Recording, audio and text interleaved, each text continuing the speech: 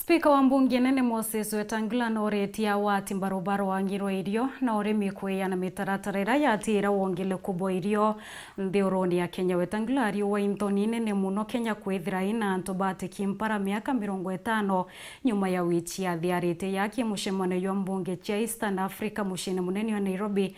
Yabura tutariru mwandiki wetu wa Ntheto kuma Nairobi. Spika wa bunge nene Moses Masika Wetangula akiele kilo rugoria bwagikalo kia ngwataniro ya bunge bandeguru ja East Africa kile loalia lokonena ilio na milile mega. Wetangula na menitinde gorino ja East Africa ni kila kuganijio kulega gotenga kigena kiganu kile korona MPARA na wagibwa ilio.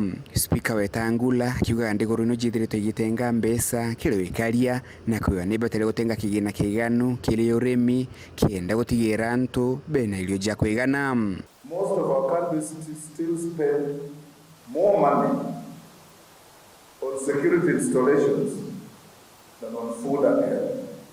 Even when there are no threats of any nature, they'll buy more weapons, buy tanks, than buy tractors and rudimentary implements for food production.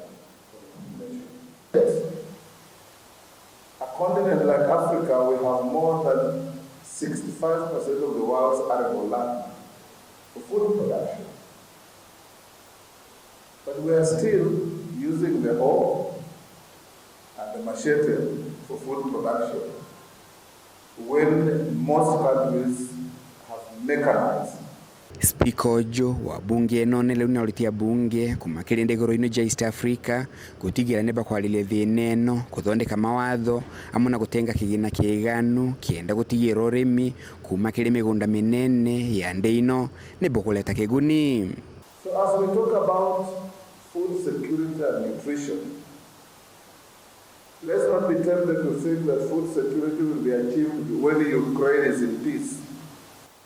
Let's have an achievement of food security because you as members of parliament are proactive and deliberately budgeting for food production, food processing, value addition, post-harvest management, and above all, food exports to earn foreign exchange for our countries to develop. Kulingana na Spika Wetangula ni kililo kinene kuona mathina taokea mirimo hamwe na MPARA nimbo bado makwinyiria antu baingi mpaka thaino miaka nkiro kia 50 kuma ndeino kwigwatira wiathi. Everywhere you go, in fact now is the excuse of every government that we don't have food because Ukraine is under attack.